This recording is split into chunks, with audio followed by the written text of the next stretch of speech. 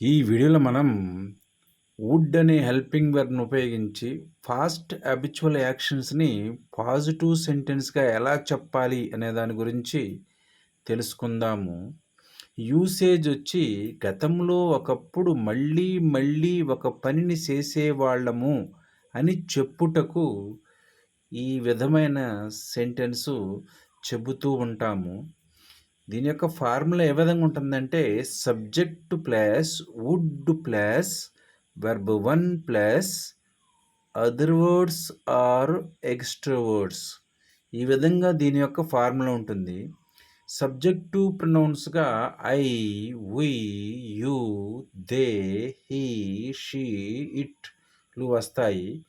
Plus would ఇదొక helping verb plus verb 1. Verb 1 యొక్క form ఏ విధంగా ఉంటుందంటే ఆస్క్ అడుగుట, బేర్ భరించుట, కాల్ పిలుచుట, డూ చేయుట, ఈట్ తినుట, ఫైండ్ కనుగొనుట. ఈ విధంగా వెర్బ్ 1 యొక్క ఫామ్ ఉంటుంది. ఈ వెర్బ్ 1నే base form of the verb మరియు present tense of the verb అని కూడా అంటాము. కొన్ని ఎగ్జాంపుల్ని చేద్దాము. He would swim in his childhood. అతను తన చిన్నతనములో ఈత కొట్టేవాడు. I would read novels in my graduation. నేను డిగ్రీ చదివేటప్పుడు నవలలు చదివేవాడిని.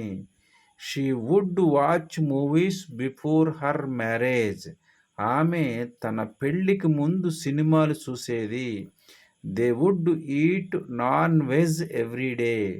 వారు ప్రతిరోజు నాన్ వెజ్ తినేవాళ్ళు.